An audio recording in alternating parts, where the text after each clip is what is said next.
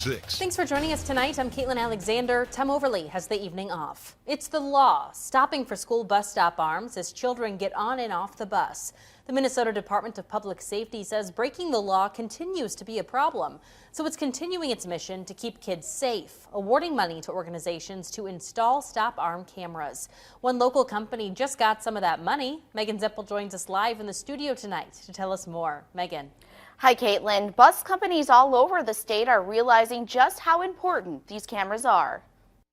School bus safety remains a top priority of the Minnesota Department of Safety.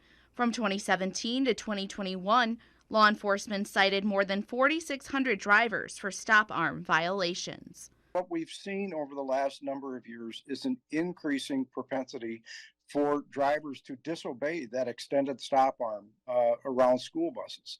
And as we can all imagine, that's our most precious cargo that's being transported by those buses. Drivers at the Lea Bus Company have witnessed violations firsthand. Biggest thing for us as drivers is to get the community to understand that when you see a red stop arm out and when you see red flashing lights on a bus, that is your sign to stop no matter what.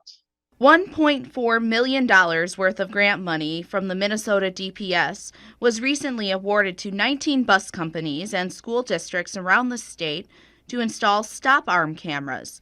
Lea Bus Company was one of the recipients. It's getting more than $140,000 to install cameras on all 47 of its buses. We're watching the student trying to get off and cross the road. We can't keep our eyes on that vehicle and the license number, etc.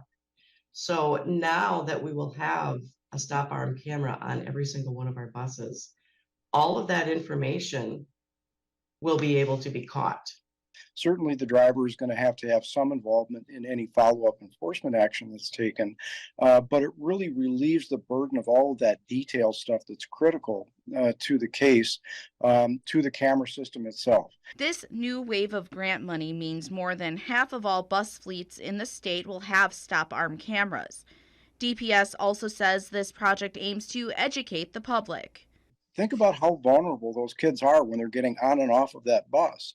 And drivers that are choosing to ignore that stop arm are putting our kids at risk, and we need to hold them accountable for that bad behavior.